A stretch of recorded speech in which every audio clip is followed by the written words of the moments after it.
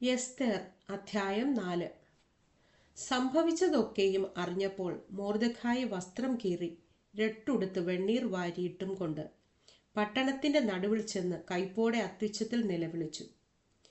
അവൻ രാജാവിന്റെ പടിവാതിലോളവും വന്നു.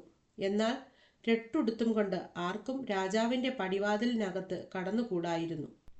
രാജാവിന്റെ കൽപ്പനയും തീർപ്പും ചെന്ന ഓരോ സംസ്ഥാനത്തും യഹൂദന്മാരുടെ ഇടയിൽ മഹാദുഃഖവും ഉപവാസവും കരച്ചിലും വിലാപവും ഉണ്ടായി. പലരും രട്ടുടുത്ത് വെണ്ണീറിൽ കിടന്നു. എസ്തേറിന്റെ ബാല്യക്കാരത്തികളും ഷണ്ഡന്മാരും വന്ന് അത് രാജ്ഞിയെ അറിയിച്ചപ്പോൾ അവൾ അത്യന്തം വ്യസനിച്ചു. മൊർദെഖായിയുടെ രട്ട് നീക്കി അവനെ ഉടുപ്പിക്കേണ്ടതിന് അവന് വസ്ത്രം കൊടുത്തയച്ചു. എന്നാൽ അവൻ വാങ്ങിയില്ല. അപ്പോൾ എസ്തേർ തൻ്റെ ശുശ്രൂഷയ്ക്ക് രാജാവാക്കിയിരുന്ന ഷണ്ഡന്മാരിൽ ഒരുത്തനായ ഹഥാക്കിനെ വിളിച്ചു. അത് എന്തെന്നും അതിൻ്റെ കാരണം എന്തെന്നും അറിയേണ്ടതിന് മൊർദെഖായിയുടെ അടുക്കൽ പോയി വരുവാൻ അവന് കൽപ്പന കൊടുത്തു.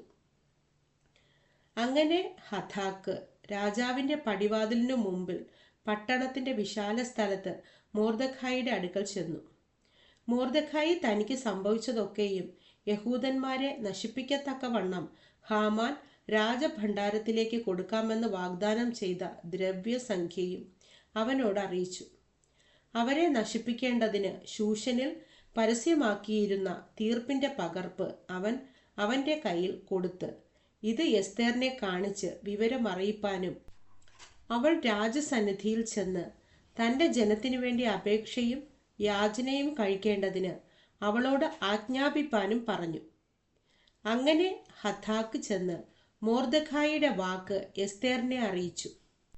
എസ്തേർ മൊർദെഖായിയോട് ചെന്ന് പറവാൻ ഹഥാക്കിനു കൽപ്പന കൊടുത്തത് എന്തെന്നാൽ, യാതൊരു പുരുഷനോ സ്ത്രീയോ വിളിക്കപ്പെടാതെ രാജാവിൻ്റെ അടുക്കൽ അകത്തെ പ്രാകാരത്തിൽ ചെന്നുവെങ്കിൽ ജീവനോടിരിക്കത്തക്കവണ്ണം രാജാവ് പൊൻചെങ്കോൽ ആ ആളുടെ നേരെ നീട്ടാഞ്ഞാൽ അയാളെ കൊല്ലേണമെന്ന് ഒരു നിയമമുള്ള പ്രകാരം രാജാവിൻ്റെ സകല ഭൃത്യന്മാരും രാജാവിൻ്റെ സംസ്ഥാനങ്ങളിലെ ജനവും അറിയുന്നു.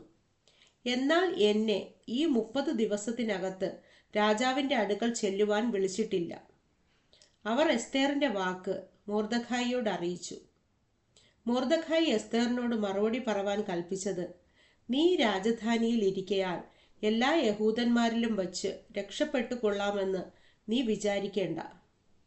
നീ ഈ സമയത്ത് മിണ്ടാതിരുന്നാൽ യഹൂദന്മാർക്ക് മറ്റൊരു സ്ഥലത്തു നിന്ന് ഉദ്ധാരണവും രക്ഷയും ഉണ്ടാകും. എന്നാൽ നീയും നിന്റെ പിതൃഭവനവും നശിച്ചു പോകും. ഇങ്ങനെയുള്ള ഒരു കാലത്തിനായിട്ടല്ലയോ നീ രാജസ്ഥാനത്ത് വന്നിരിക്കുന്നത്? ആർക്കറിയാം?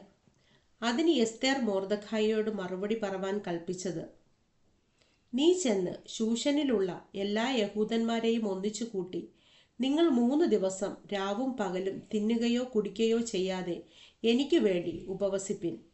ഞാനും എൻ്റെ ബാല്യക്കാരത്തികളും അങ്ങനെ തന്നെ ഉപവസിക്കും. പിന്നെ ഞാൻ നിയമപ്രകാരമല്ലെങ്കിലും രാജാവിൻ്റെ അടുക്കൽ ചെല്ലും. ഞാൻ നശിക്കുന്നുവെങ്കിൽ നശിക്കട്ടെ. അങ്ങനെ മൊർദെഖായി ചെന്ന് എസ്തേർ കൽപ്പിച്ചതുപോലെയൊക്കെയും ചെയ്തു.